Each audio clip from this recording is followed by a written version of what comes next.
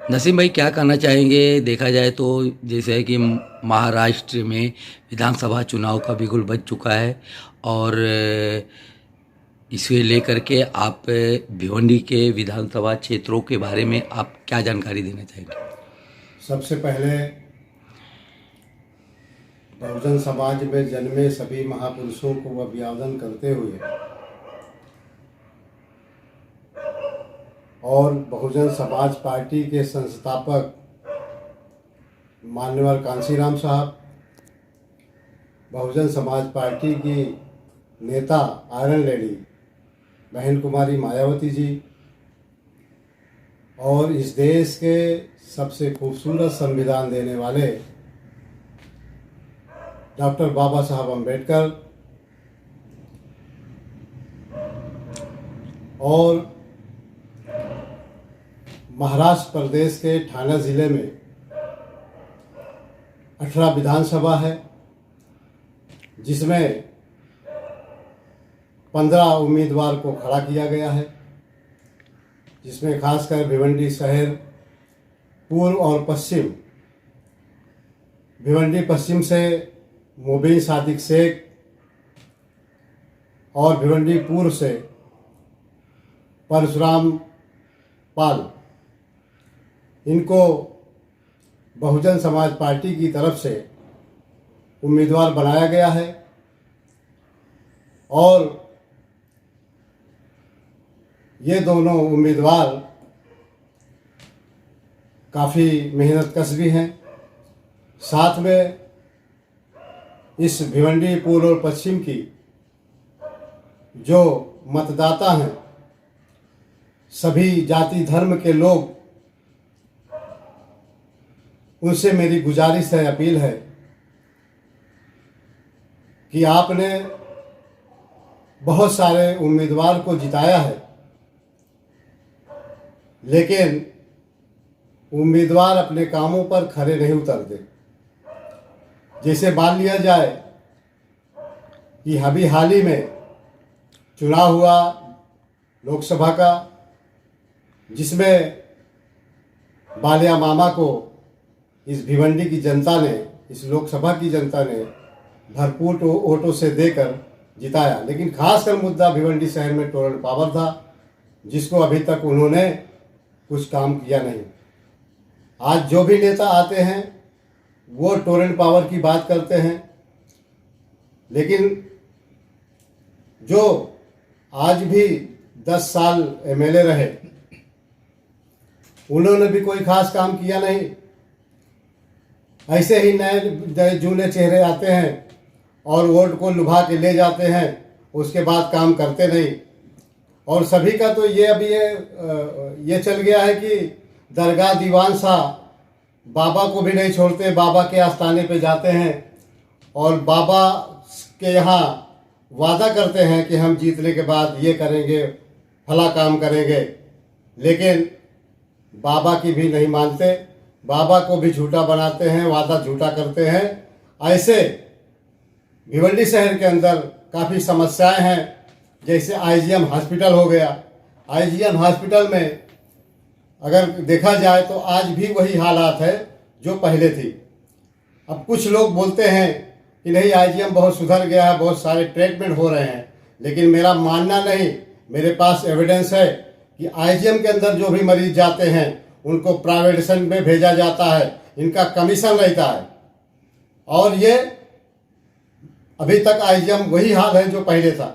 ऐसे सड़क की दुर्दशा देखी जाए तो अभी जो आते हैं वही उद्घाटन करते हैं, ये सड़क हमने बनाया, वो सड़क हमने बनाया, लेकिन अगर कहीं देखा जाए तो जैसे दरगाह दीवान शाह पर सड़क बन रही है, रोड बन रहा है, उसको अगर देखा जाए तो उसमें हमने सुना है कि 15 करोड़ रुपये का जो है टेंडर हुआ है, लेकिन अगर मैं बोलता हूँ यहाँ की जनता को कि जाके वो दरगाह दीवान शाह के जो रोड का काम चालू है, सीसी रोड का काम चालू है, वो जाके देखे कि कैसे ही ऊपर से जो है जेसीबी लगा करके ऊपर स्लैब डाला जा रहा है। ये भ्रष्टाचार है। ऐसे ही पुराने जूने नेताओं को जिताएंगे, ये तरह तरह के मुखड़े बना करके आएंगे, चाहे वो महाविकास अघाड़ी बना के आएंगे, महायुति से आएंगे, लेकिन ये आपका काम करने वाले नहीं हैं।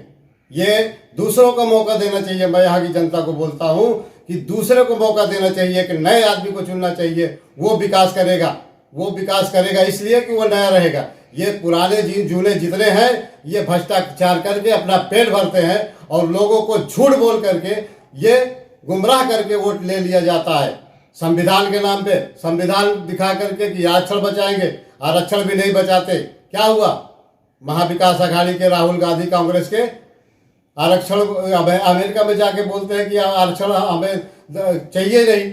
आरक्षण 1 अगस्त को सुप्रीम कोर्ट बोलता है आरक्षण खत्म, वर्गीकरण करने के लिए ऑर्डर दे देता है। लेकिन नहीं, हमारी बहुजन समाज पार्टी का आदरणीय बहन मायावती ने इसका पूरे भारत बंद का ऐलान किया और जाके सुप्रीम कोर्ट को जजमेंट को वापस लेना पड़ा।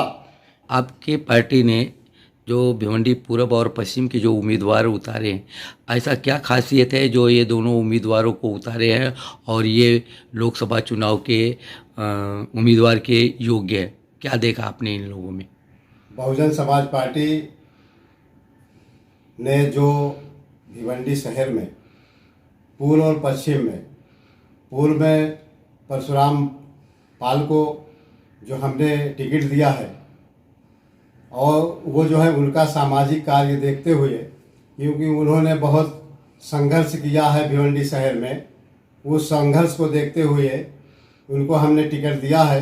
क्योंकि वो जो भी ईमानदारी से, हमने देखा कि ईमानदारी से भ्रष्टाचार को उजागर करते हैं। जैसे मैंने देखा लोट पोट का आंदोलन, भिवंडी खड्डे में भिवंडी लोगों ने कहा, इसलिए हमने देखा कि ये शख्स जो है सामाजिक काम में आगे है, इसको आगे लेना चाहिए। हमने ऊपर बात करके परशुराम पाल को उम्मीदवार बनाया है।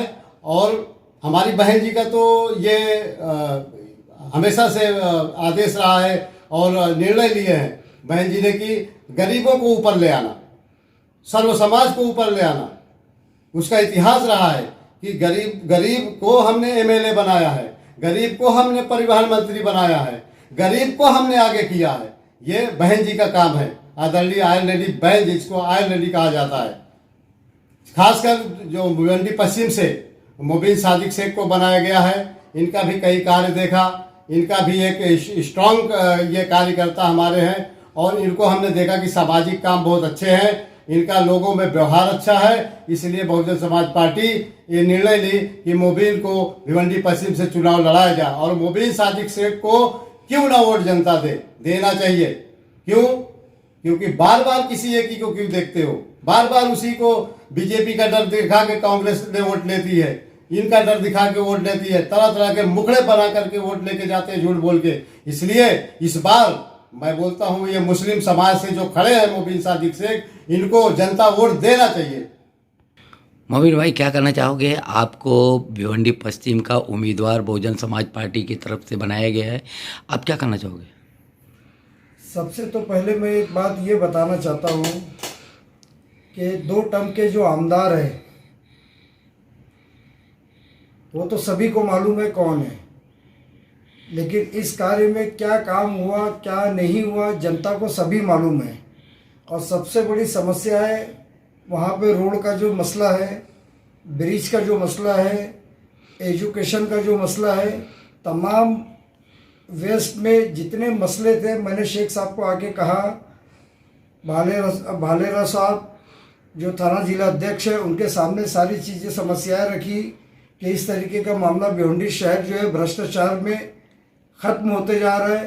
तो उन्होंने मुझको आश्वासन दिया और उन्होंने इस बात को हमारी बहन जी तक के पहुंचाए और उनके आदेश के अनुसार हमको काम करने का मौका मिला और मैं इसका बहुत बड़ा आभारी हूँ। भिवंडी की तमाम जनता से, तमाम ईस्ट और वेस्ट तमाम जनता से एक अपील करना चाहता हूँ कि कैंडिडेट को बदलो, जो संविधान को बदलने आए उन्हीं को बदलना है। संविधान को बचाओ और साथ साथ में भिवंडी को बचाओ।